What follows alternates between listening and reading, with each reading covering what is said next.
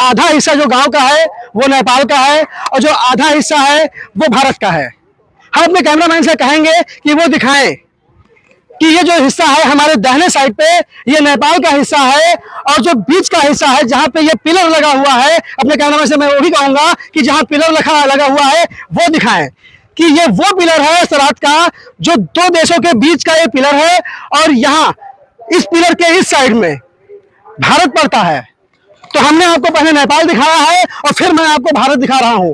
मतलब ऐसा गांव श्रावस्ती का जहां पे भारत और नेपाल सिर्फ एक कदम पे है। मतलब अगर देखा जाए तो ये एक कदम हमारा नेपाल हो गया और ये एक कदम हमारा भारत हो गया। अब ऐसे गांव से तस्करी होना या ऐसे गांव से किसी भी अपराधी को भारत से नेपाल चले जाना और नेपाल से भारत चले आना कौन सी बड़ी बात है? लक्ष्मण प्रसाद आर्या। कहाँ रहते हैं आप? गरदौरिया। ये कौन सा जिला है? जिला श्रावस्ती, थाना मल्लीपुर। हमने ये सुना है कि यहाँ पे जो बॉर्डर है बिल्कुल 10 कदम पीछे है, तो कहाँ बॉर्डर है दिखाएंगे? थोड़ा सा जाके दिखाइए।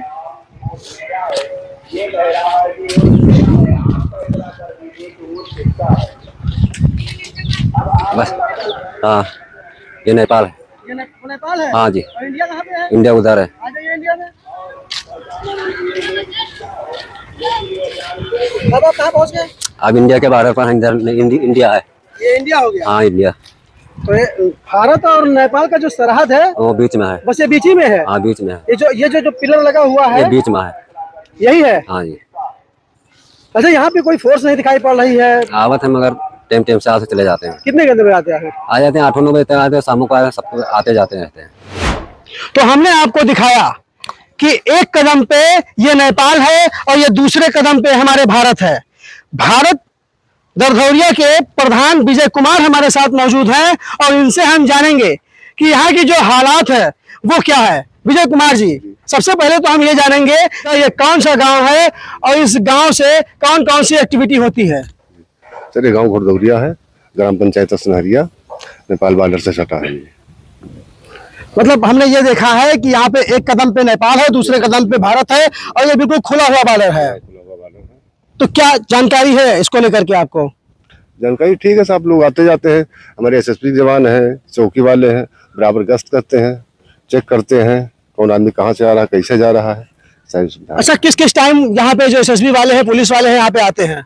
हर टाइम आते हैं सर, उनका टाइम नहीं। कभी अभी चले आए गए, एक गई दूसरे चले, एक बटाने गए दूसरे चले। कभी हम तो यहाँ पे आधे घंटे से हमें कोई दिखाई नहीं पड़ा यहाँ पे। चले गए नाश्ता पानी करने के टाइम, खाना टाइम। अच्छा, इस दौरान नेपाल से कोई आतंकवादी या एसआई का कोई एजेंट भारत में आ जाए, अभी वो नाश्ता करने के लिए गए हैं, चाय नाश्ता करने के लिए आपने बताया है, और इसी दौरान क्योंकि एकदम बादल खुला हुआ है ये, तो इसी दौरान कोई आतंकवादी नेपाल के रास्ते से भारत आ जाए, कोई एसआई का एजेंट नेपाल से भारत आ जाए, तो क्या कहेंगे आप? तब तक फिलहाल बागहुआ क्या वो हो नहीं सकता है? नहीं हो सकता, नहीं बागहुआ हाईवे पे है साहब, वहाँ मिलेंगे आपको। हम तो आए तो हमें तो कोई नहीं रोका वहाँ पे, ना ही हमको कोई मिला वहाँ पे। नहीं थे तो रहते हैं, बराबर आना जाना रहता है, इसमें ना मिले हो तो बात रखेंगे। अच्छा, ऐसा हो सकता है कि नेपाल से भारत अब खुला तो क्या कहा जाए, बॉर्डर खुला है, मानते हैं कि खुला है, कोई आ सकता है?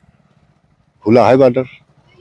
विजय कुमार जी क्योंकि यही के निवासी हैं और यही के ग्राम प्रधान हैं, तो ये ज्यादा कुछ नहीं बता रहे हैं। हम समझ रहे हैं कि ये क्यों नहीं बता रहे हैं, लेकिन जो इन्होंने इशारों में बताया है कि हो सकता है कि नेपाल से कोई भी व्यक्ति भारत में कभी भी आ जा सकता है और वो कोई भी एक्टिविटी भारत के लिए कर सकता है।